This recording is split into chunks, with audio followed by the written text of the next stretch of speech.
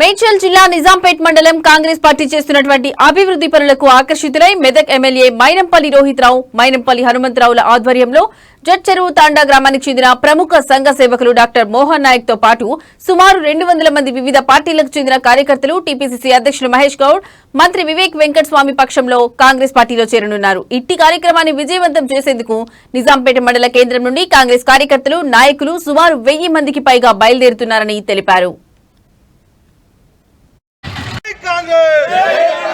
जय जय कांग्रेस रेवंत रेड्डी गारी नायकत्వం रेवंत रेड्डी गारी नायकत्వం राहुल गांधी गारी नायकत्వం खड़गे गारी नायकत्వం जय कांग्रेस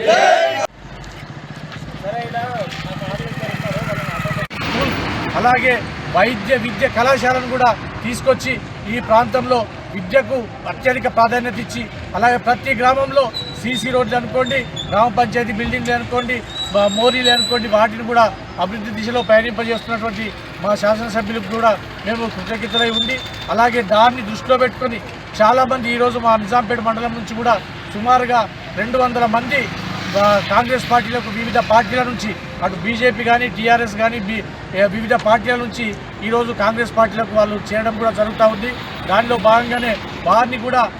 మేమంతా స్వాగతం పలుకుతూ మా నాయకుడైనటువంటి మైనంపల్లి హనుమంతరావు గారి ఆధ్వర్యంలో వారిని పార్టీలో చేసుకోవడం కూడా జరుగుతూ ఉందని చెప్పి ఈ సందర్భంగా మేము నిజాంపేట మండలం నుంచి తెలియజేస్తూ, అలాగే ఇంకా ముందు ఇంకా మంచి అభివృద్ధి కార్యక్రమాలు జరుపుకునే విధంగా ఈ ప్రాంతం సుభిక్షంగా ఉండాలి, మంచి పంటలతో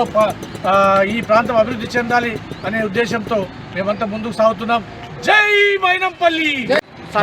నాయకుడైనటువంటి మైనంపల్లి హనుమంతరావు ఆధ్వర్యంలో,